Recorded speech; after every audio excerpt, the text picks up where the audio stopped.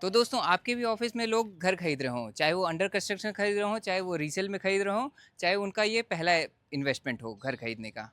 पर लोग ये घर तो खरीद लेते हैं, उसके बाद एक चीज़ पे कभी नहीं सोचते हैं कि उस पे टैक्स बेनिफिट हम भी ले सकते हैं। मैं आपसे अगर बताऊँ, आप एक बार घर खरीदने से 7 लाख रुपए का डिडक्शन ले सकते हैं। कैसे लेंगे? ये लोगों को नहीं पता होता। मैं इस वीडियो में टोटल ब्रेकडाउन बताऊँगा कौन-कौन सेक्शन पे आपको कैसे-कैसे, कितना-कितना डिडक्शन मिल सकता है। इसमें मेरा एक बोनस रहेगा अगर आप लोग आपके हस्बैंड और वाइफ दोनों वर्किंग हैं तब। नमस्कार दोस्तों, मैं आपको वेलकम करता हूं हमारे रियल एस्टेट गुरुकुल चैनल पे। तो इस वीडियो में हम लोग आपसे बताने वाले हैं कि आप कैसे कैसे इनकम टैक्स बेनिफिट ले सकते हैं। अगर पहली मैं बात करूं 24B का, 24B में जो इंटरेस्ट पार्ट आपका रहता है, इंटरेस्ट पार्ट में से आपको डिडक्शन लेना होगा 2 लाख रुपए का, मैक्सिमम डिडक्शन हो सकता है।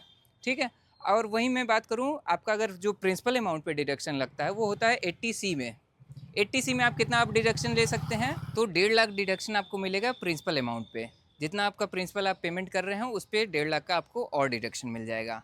अब चलिए हम लोग चलते हैं 80EE में।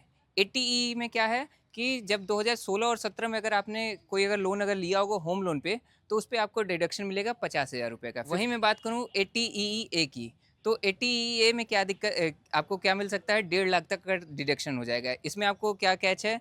वो प्रॉपर्टी आपकी अफोर्डेबल सेगमेंट में होनी चाहिए। 45 लाख से कम अगर उसका रेट अगर होगा और वो 2022 के पहले की अगर आपकी प्रॉपर्टी है, तो आपको मिल जाएगा डिडक्शन 1.5 लाख रुपए का। तो मैंने आपको कितने कितने का डिडक्शन बताया। आप ले सकते हैं 2 लाख रुपए का 24B। उसके बाद आप ले सकते हैं 80C में, आप 1.5 लाख रुपए का प्रिंसिपल अमाउंट पे ले सकते हैं। उसके बाद मैं आपसे ये बता रहा हूँ 80EE में आप फिर से 1.5 लाख रुपए का डिडक्शन ले सकते हैं। मेरे कुछ क्लाइंट्स हैं जिन्होंने लिया हुआ है ये चीज़, मैं आपको एग्जांपल्स में आपके सामने रख सकता हूँ। अब मैं बात करूँ 24A की। 24A में क्या है कि आप जो रेंटल इनकम जो आप जनरेट करते हैं उसमें आपको कितना परसेंट का रिटर्न मिल जाता है? 30% का। 30% रिटर्न आपको डिडक्शन हो जाता है। कैसे? अगर आपका रेंट अगर आ रहा है मान लीजिए 10 लाख रुपए, तो आपको 3 लाख रुपए का सीधे सीधे डिडक्शन मिल जाएगा। आपका टैक्सेबल इनकम जो होगी वो मात्र 7 लाख रुपीज़ होगी। तो दोस्तों आप 30% वहाँ पे भी आप अपना बचा सकते हैं। और मैं बात करूँ, अगर आप हस्बैंड वाइफ दोनों वर्किंग हैं, आप एक लोन लेके बस उस दोनों लोन में जॉइंट वेंचर आप लोन अगर ले लिए, दोनों लोन का को एप्लीकेंट आपने बना दिया, तो आप ये मान के रखिए कि 2 लाख रुपए आप हस्बैंड भी क्लेम कर सकते हैं, 2 लाख रुपए वाइफ भी क्लेम कर सकती है, और 1.5 लाख रुपए प्रिंसिपल वाला भी दोनों लोग क्लेम कर सकते हैं। तो 3.5 लैक्स प्लस 3.5 लैक्स कितना हो गया? 7 लाख का। यही मैंने आपसे बताया था कि आप 7 लाख रुपए एक प्रॉपर्टी लेने में बचा सकते हैं। कैसे? ये भी मैंने आपको एक्सप्लेन कर दिया।